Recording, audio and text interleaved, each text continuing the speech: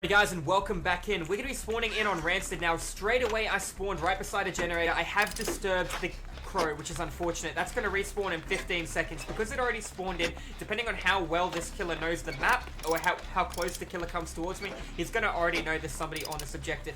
This is based off if the killer was coming in this general direction straight away. The crow is back, the 15 seconds have passed.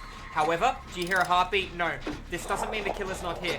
Did you hear that? You heard a gunshot. Did the crow get disturbed off the gunshot? No. Therefore, the killer is not within, what, 35 meters of me after taking that shot. Did anyone get hit? No. No damage was done. Therefore, the killer actually missed his shot. And we all know we're versing a DeathSlinger. What do we know about a DeathSlinger? A DeathSlinger moves at 110% movement speed. When he shoots, he can reel in a survivor. His hook shot that comes out of the gun has an 18-meter range, and he can pull the survivor back towards him. If his DeathSlinger moves backwards while reeling in, he'll reel a survivor in faster, keeping in mind. They got that generator done much quicker than me. What does that tell you? Have I missed a skill check yet? No.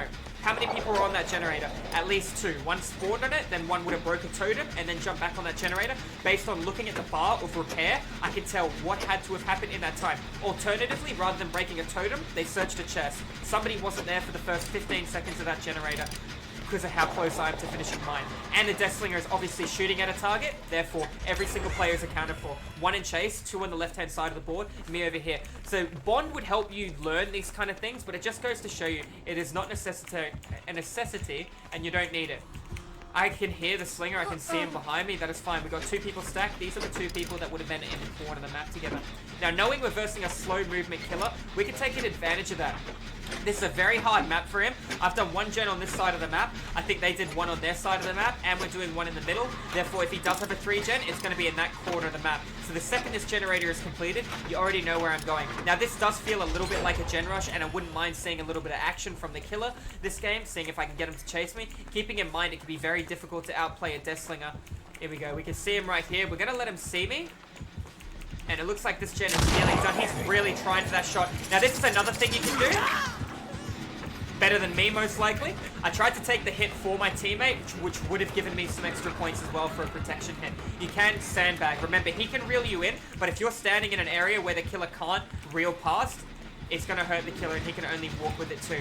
I'm going to jump straight back on the gen. Unfortunately, the pallet has already been gone. Megan made a bad play. Hopefully, she can recover. Megan, what are you doing, beautiful? Just like that, I want to say cut the video, but I'm going to keep it. I didn't even see the DeathSling. The DeathSling actually used his mind there, chat. I don't know what happened. I didn't even see him swing. Oh, wow. Now, my teammate took a hit. There's 1 gen left. I'm going to make sure I'm in the way. He gave my teammate BT. I think he thinks he's got, like, a spear, not a gun. All right. I don't know what he's lunging at. He's confusing me a bit. I'll do a fire spin if he comes over here, but it looks like he's going to be chasing one of the injured targets. Now, it is a Megan that is injured, so chances of looking at adrenaline are quite high. Unfortunately, I did sandbag my teammate there. I do feel a little responsible for them going down, so I'm going to make sure I'm here to protect them if I need to. Looks like he went up the hill, and he is going to be shooting and missing. That is fine.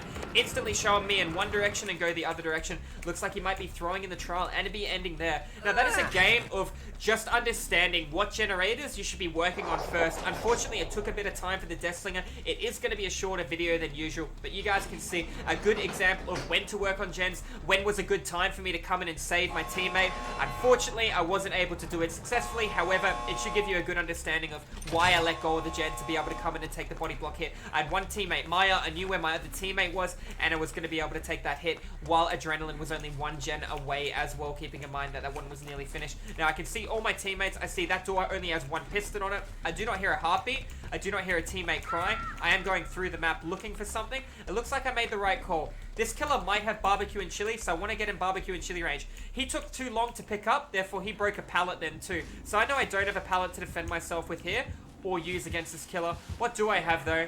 I'm going to walk around here, and the last place he's probably going to check is going to be the pallet. I think he might actually be letting him wiggle off. No, we're going to come around to the right. We're going to go through a little bit of desync on this gamer. He's reloading, and because he's reloading, I'm going to do the save during that window. I got another teammate here. My play isn't to actually lose the killer here.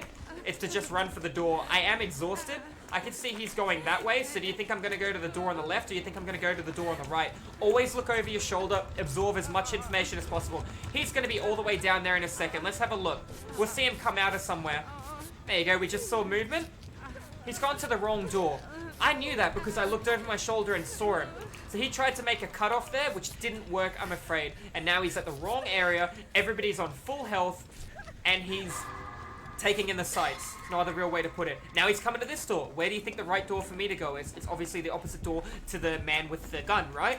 So let's move over here. Let's get out of the trial. And that's going to be another game. So important things to do in Dead by Daylight is always look at the killer. Know where the killer is. If I'm working on a generator right here, bad example, because it's not in an open field, I want to know, okay, if the killer comes in this direction, where am I going? Am I going through the pallet? Am I baiting the pallet? Am I going to wait at the pallet, try and get him to lunge, then run a lap? Am I going to play for the window? Am I going to sidestep? Am I going to take unique pathing on the other end of the window like this when he's behind me? Go like this, sidestep, come through here, and then go back around. Got to be mindful that they can see you if you make a bad play here through this little bit here, and you've also got the grass, which makes a lot of noise too. If I'm coming at the window, do I have collision? I don't have collision, therefore I should be able to get a fast fall through the window, as opposed to if I ran and I had bumped into the wall a little bit, therefore I lost momentum, such as something like this, bumping into the wall, getting the medium vault, as opposed to the fast vault. It looks like we have a crouching ovation in the exit gate. Alright guys, that's going to be another informative game against a DeathSlinger, and how you should move around the board. Always be paying attention to your surroundings, understand your jungle gyms, where you are, where the killer is as well. And GG's guys, I hope I see you in the next video. Make sure you hit that subscribe button where I stream DBD 5 days a week over here right on Twitch, where you guys can watch the videos that I upload to YouTube for you as well. Guys, take care, be awesome, be safe, and I'll see you in the fog.